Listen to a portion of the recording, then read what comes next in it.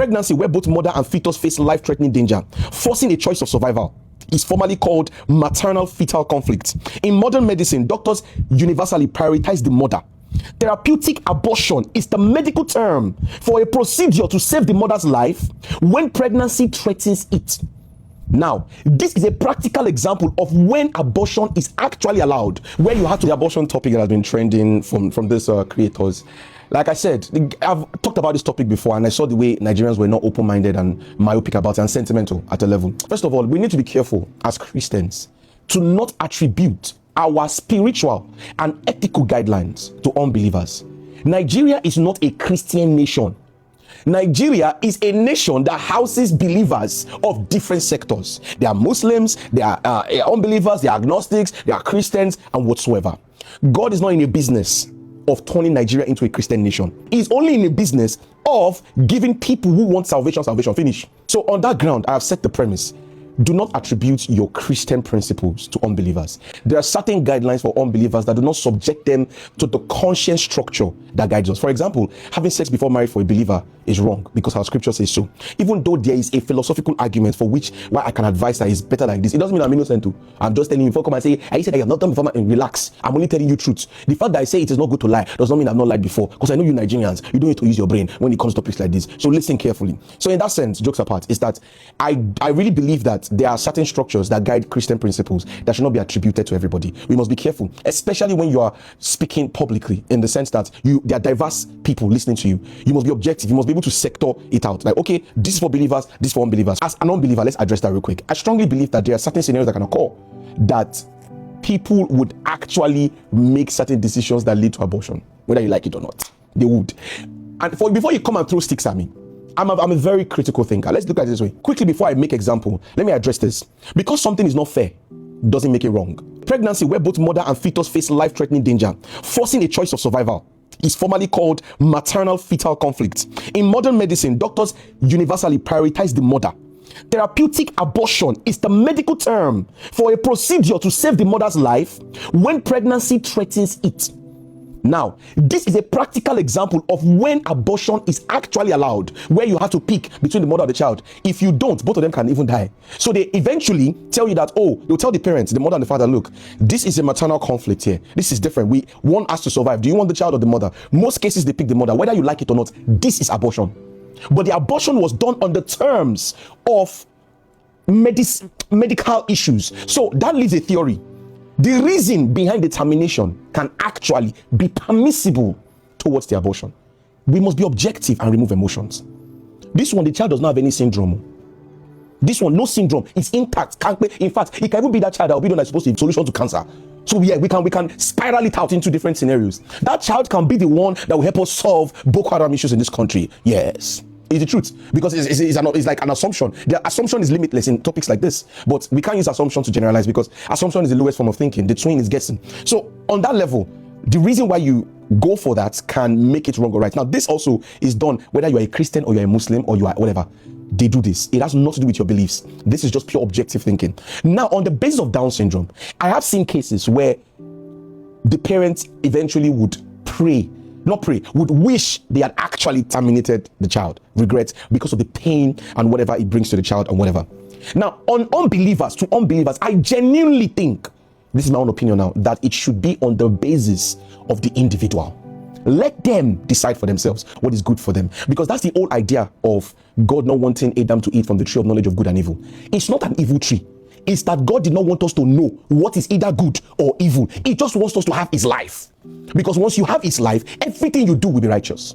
That's why at the end of time, we will be saved from the presence of sin. That is Christianity. But on the angle of unbelievers, what governs their conscience is limited at a point to structures of choices. Because as an unbeliever, there are three tools that direct them on what is wrong or right.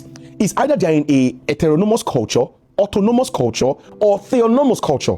Heteronomous means the people at the top decide what is right for me. It could be your parents, it could be your pastor, it could be your teacher, it could be your mentor. Now these are unbelievers. It could be your mentor, it could be your government. Now if the government say no matter what, even in cases like this, the child must be the one that is saved at the expense of the mother, then it becomes wrong. Because where there's no law, there's no sin. If the parents say, oh, we want you to do this, now it can now be a thing of, oh, we are disobeying parents. So the heteronomous means the people on top of my life decide what is right for me. That can make it wrong.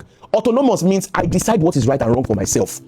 Now your life, now my life, now, you know if I feel handle them. You understand? So we must respect autonomous culture also. But the highest of all is theonomos. That's where the supreme deity in your life, it could be God, it could be Allah, it could be Imam, it could be anything, decides what is wrong or right for you. Now for Christians, what is right or wrong for us is determined by my personal ginosko with Christ. Ginosko means intimacy. Now that is there, and the instruction manual in the Bible, that is for Christians. Now we use that to guide our principles on whether it is wrong or right. I know a doctrine where I can actually teach Christians in the sense that our idea and philosophy about what matters in life is skewed because we are sensual. We think just because somebody passed the test of features, the person has passed the test of essence and meaning. What governs Christianity is different. In that, on Christian terms, I don't want to go into it, but on Christian terms, there are what can make it right, and it supersedes how you feel. It supersedes that. It supersedes how you feel. It is not a question of is it wrong. It is a question of does this glorify God? And I do believe that God will never allow you to be tempted more than what you can bear.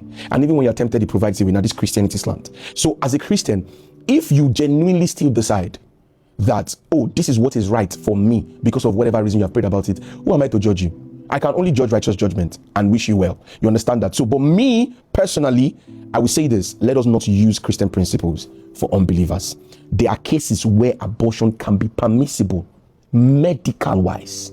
We have to be objective. Medical wise, it can be permissible. And if you're not a medical doctor, you will not understand this. My dad is a medical doctor. That's why I know a lot about this. So I ask questions. I am very inquisitive and I do my research. You understand that? So one of it is maternal fetal conflict. You can do your research on it. So I hope this is helpful. And I believe that if they're not Christians, we should not use Christian principles to guide them. Because once you introduce God, you are bringing theonomos into their culture. And that's not what they live their life by. They live on heteronomos and autonomous. Some of them even live on only autonomous. So we have to respect people because at the end of the day, life is live and let live. And we must be objective when we are teaching people that, oh, this is for Christians, this is for unbelievers, because that's the way it works. And the truth is this: at the height of your spirituality and knowledge and understanding, when unbelievers cannot defer to you for wisdom, something is wrong.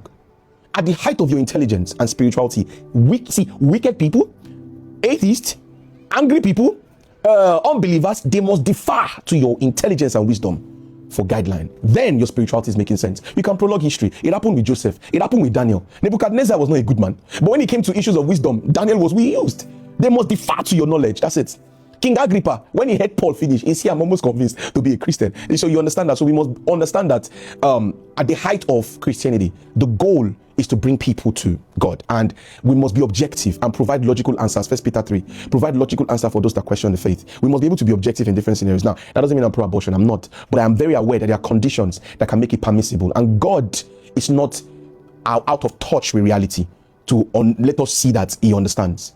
Because at the end of the day, that's why your brain is your most spiritual organ. We must be able to understand that your perspective is never the only perspective that is right. The day you stop accepting new perspectives, I strongly believe that that's the day you stop to learn. And that's one biggest tool I learned in 2024. That's when I started, because me, I was pro, no, you can't, abortion is wrong, until I started to delve in deeper, ask questions, see systems. I'm like, look, objectively, we say this until it is us. For example, if my wife is pregnant, and they said that she has maternal fetal conflict, okay, graciously I'll tell the doctor with pain and trust towards God in my heart, by all means, my wife is not going nowhere. That child will not give me another one, but my wife will give me another one. It's just logic. It's just logic. And I love my wife to death when I marry, you get me? So yeah, grace and peace. I hope this is helpful.